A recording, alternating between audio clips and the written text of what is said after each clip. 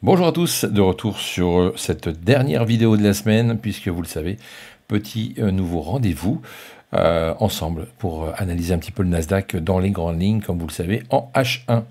Alors qu'est-ce qui s'est passé hier? On avait prévu forcément une cassure ici pour que ça reparte après pleine balle. Du coup, c'est bien resté sur le niveau. C'est parti, petit palier ici et on a été chercher le niveau un peu plus haut. Ensuite, eh bien, on a fait carrément un retour sur ce même niveau en H1 avec beaucoup d'hésitation. Ici, des fake breaks qui nous ont emmenés dans des erreurs pas possibles pour rentrer en vente. Et puis, il n'y a pas vraiment de vrai pullback confirmé. Du coup, on est resté au-dessus de cette zone. Donc, cette zone est quand même assez intéressante, assez puissante.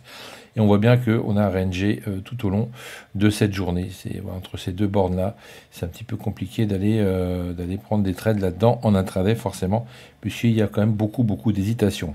Ok, donc on fait le ménage et puis on voit ce qu'on peut faire aujourd'hui.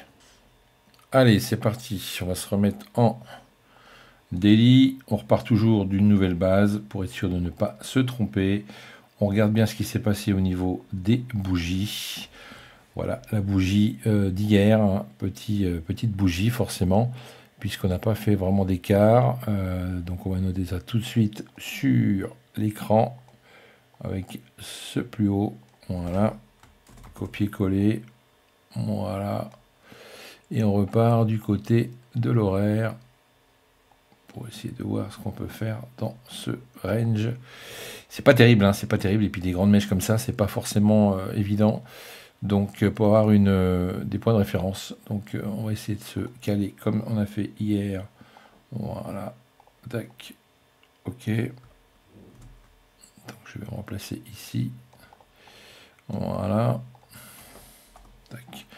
Donc première zone intéressante, forcément pour moi, ça va être celle-ci, puisque c'est les 50% de la journée d'hier. Donc ça, c'est une zone qui va nous intéresser pour faire des achats. Si on revient dessus, on est encore un petit peu loin. Hein. On est encore un petit peu loin, donc là on est vraiment au milieu de rien. C'est pas forcément évident d'aller trader là-dedans. On aura peut-être des rejets également de ce côté-là, puisque ça c'est la zone de vente. On est d'accord, vente, voilà. Et puis des achats sur les plus bas d'hier, ça peut le faire.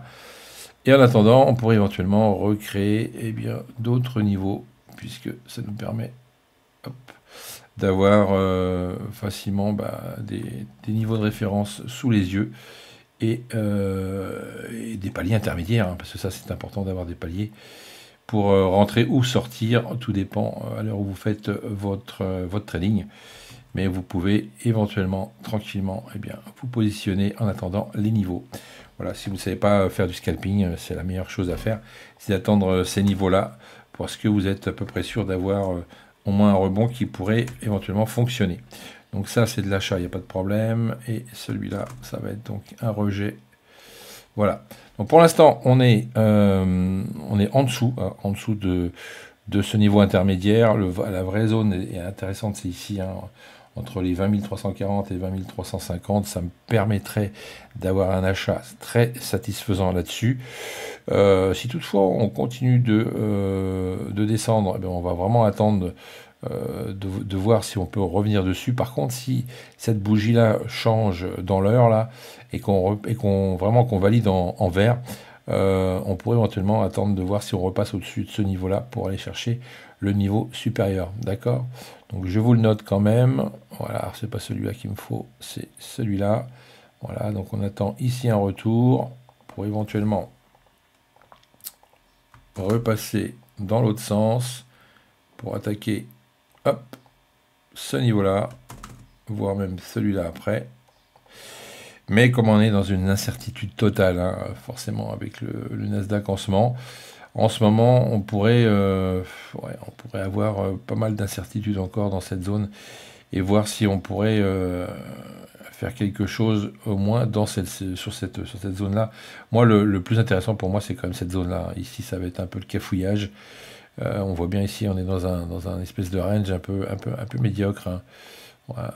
Il faut vraiment qu'on sorte voilà, de cette zone-là. C'est pas terrible.